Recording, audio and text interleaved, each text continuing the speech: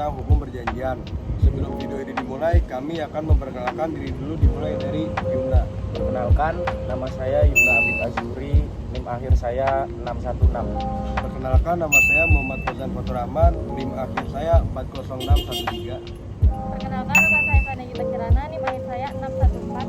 Perkenalkan, nama saya Fatimah Rekhafiani, NIM akhir saya 611. Perkenalkan, nama saya Dimas Rahel Mayudi, NIM akhir saya 615. Langsung aja kita bikin videonya. Pengertian dari hukum perjanjian ini dirumuskan dalam pasal 1313 KUH Perdata yang menentukan bahwa suatu perjanjian adalah suatu perbuatan dengan mana satu orang atau lebih mengikatkan dirinya terhadap satu orang lain atau lebih.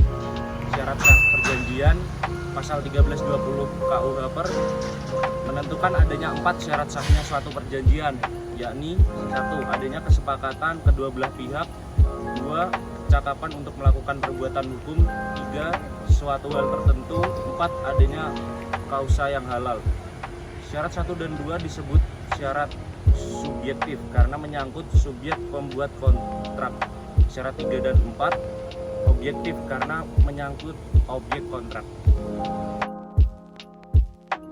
Yang pertama, adanya kesepakatan kedua belah pihak, yaitu kesepakatan ini diatur dalam pasal 1320 ayat 1 KUH Perdata.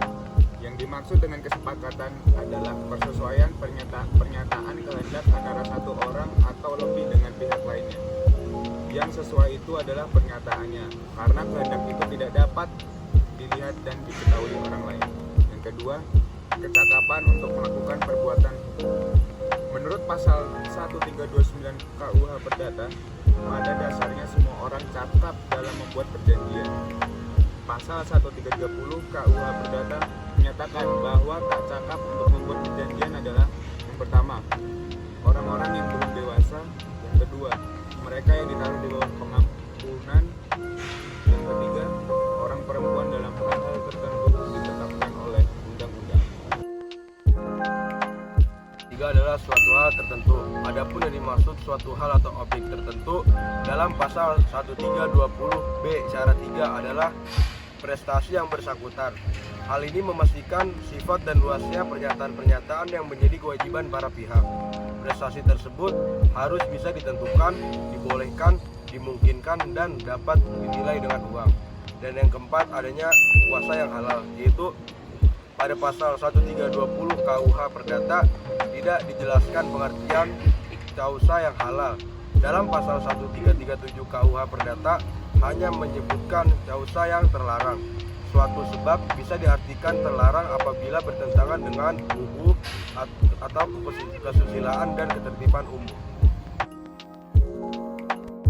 Asas hukum dalam perjanjian. Yang pertama, asas kebebasan berkontrak.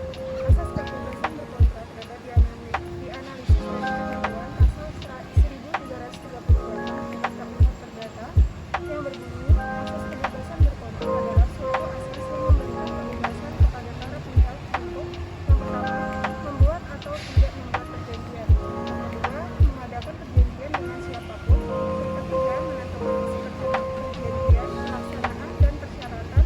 Yang keempat, menentukan bentuknya perjanjian, yaitu tertulis atau lisan. Yang kedua, asas konsensualisme. Asas konsensualisme merupakan asas dalam hukum perjanjian yang penting karena asas ini menekankan pada awal mula penyusunan perjanjian. Konsensus berasal dari kata konsensus yang berarti persetujuan umum. Asas konsensus diatur dalam pasal 1320 ayat 1 KUH Perdata. Asas yang ketiga yaitu asas fakta serta. Menurut asas ini, kesepakatan para pihak untuk mengikat sebagaimana layaknya undang-undang sebagai para pihak yang membuatnya. Karena adanya janji timbul kemauan bagi para pihak untuk saling berprestasi, maka ada kemauan untuk saling mengikatkan diri. Yang keempat, asas itikat baik.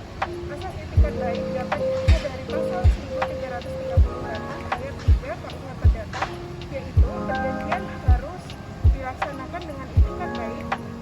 Asas itikat baik merupakan asas bahwa para pihak, yaitu pihak kreditur dan debitur, harus melaksanakan substansi perjanjian berdasarkan kepercayaan atau keyakinan yang penuh atau kemauan baik dari para pihak.